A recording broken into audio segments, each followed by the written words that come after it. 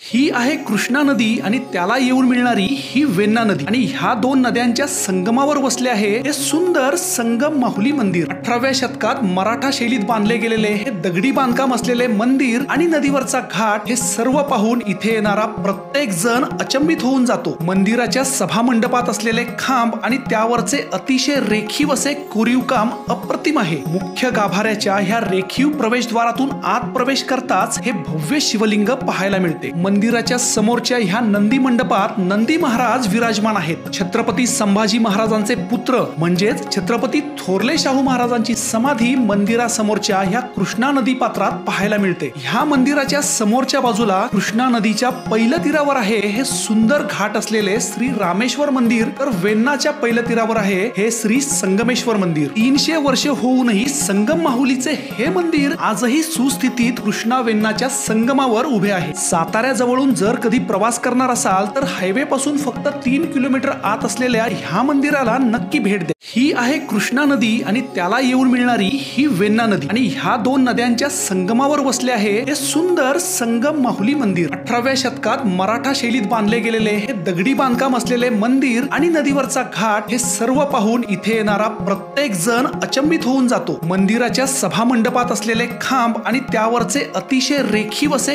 कोरीव काम अप्रतिम आहे। मुख्य गाभाऱ्याच्या ह्या रेखीव प्रवेशद्वारातून आत प्रवेश करताच हे भव्य शिवलिंग पाहायला मिळते। मंदिराच्या समोरच्या ह्या नंदी मंडपात नंदी महाराज विराजमान आहेत। छत्रपती संभाजी महाराजांचे पुत्र म्हणजेच छत्रपती थोरले शाहू महाराजांची समाधी मंदिरासमोरच्या ह्या कृष्णा नदी पात्रात पाहायला मिळते। ह्या मंदिराच्या समोरच्या बाजूला कृष्णा नदीच्या पहिल्या तीरावर आहे हे सुंदर घाट असलेले श्री रामेश्वर मंदिर, तर वेण्णाच्या पहिल्या तीरावर आहे हे श्री संगमेश्वर मंदिर। 300 वर्षे होऊनही संगम माहुलीचे हे मंदिर आजही सुस्थितीत कृष्णा वेण्णाच्या संगमावर उभे आहे। साताऱ्याजवळून जर कधी प्रवास करणार असाल तर हायवे पासून फक्त 3 किलोमीटर आत असलेल्या ह्या मंदिराला नक्की भेट द्या।